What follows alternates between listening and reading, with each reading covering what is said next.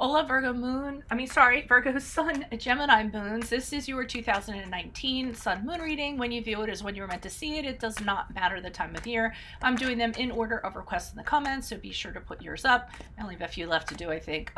First portion of this reading will be the textbook definition of your Sun Moon sign, so please refer to the source I credited below. I will then lay out the main cards. We'll take a quick look at your 2019. Second portion will be the link below to the Vimeo reading, where I'll have a deeper interpretation of the cards in addition to clarifiers. I'll be breaking the year up into 4 separate segments. Other things to mention, I'm on the Instant Go app if you need a quick answer to a quick question at a reasonable rate.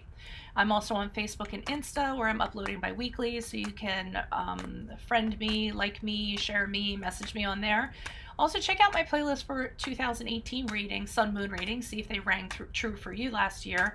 And then I plan to work on my compatibility readings here and there throughout the year. Those are also in my playlist. So, Virgo Sun, Gemini moons. The combination of your Sun and Moon sign makes mind power your greatest strength. Quick, brilliant reasoning is the hallmark of this configuration. You're rational, capable of figuring things out analytically and of grasping details and intricacies.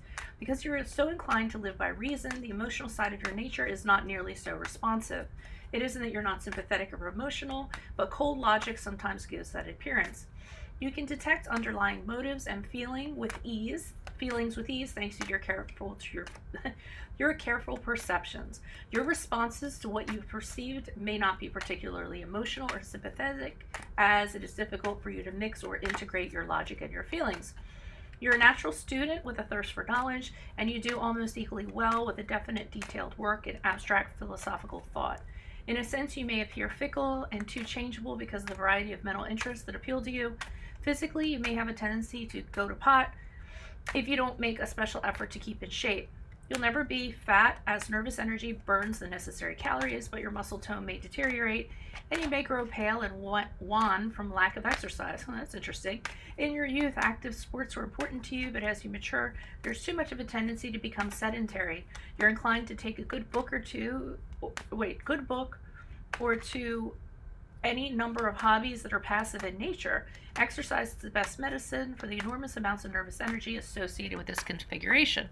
Okay, let's see what's going on for you guys. Can you please show me energies January, February, and March for Virgo, Sun, Gemini moons?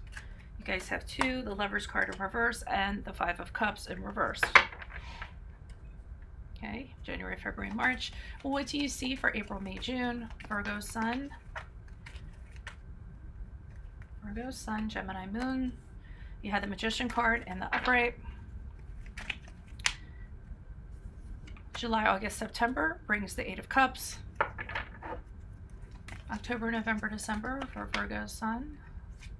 Gemini moons, the Hangman in reverse. Okay, so what I'm seeing is January, February, and March. This could relate to love. It could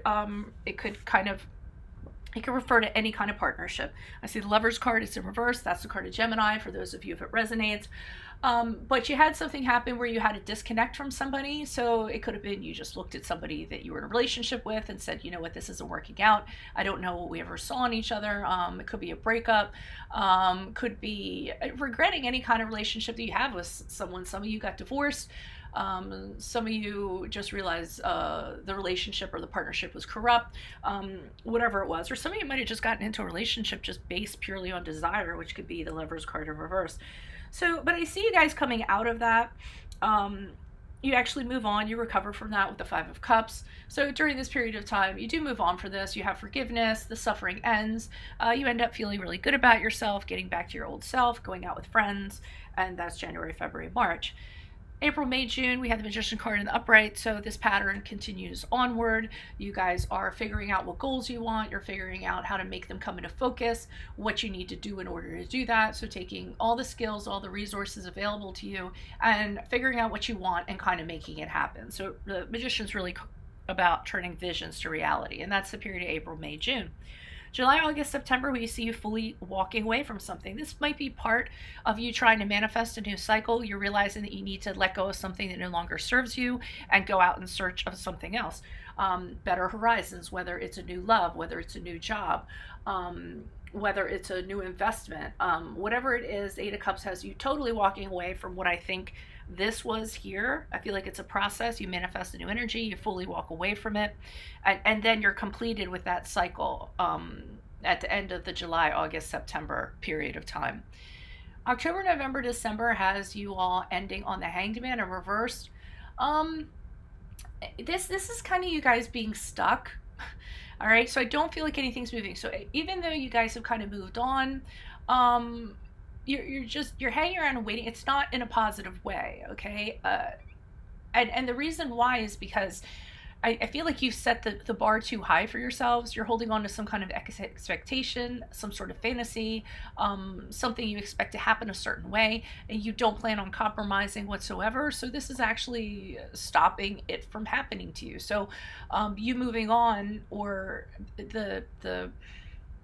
it's stalling things from happening. Did I explain that? Okay. For some of you, it could be sacrificing in something you're not getting any result.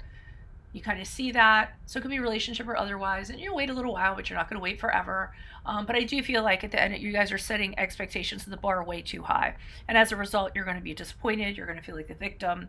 Things are not going to move forward. I mean, it seems like you were doing great here, and then we got to a little bit of a standstill here with the Hangman in reverse. So that's it in a little snapshot for you. Make sure you click on the link below. I'll be pulling clarifiers on this. We'll go into this deeper and figure out what's going on for you guys in 2019. Best of luck to you guys. Adios from Veronica Garnett. Bye.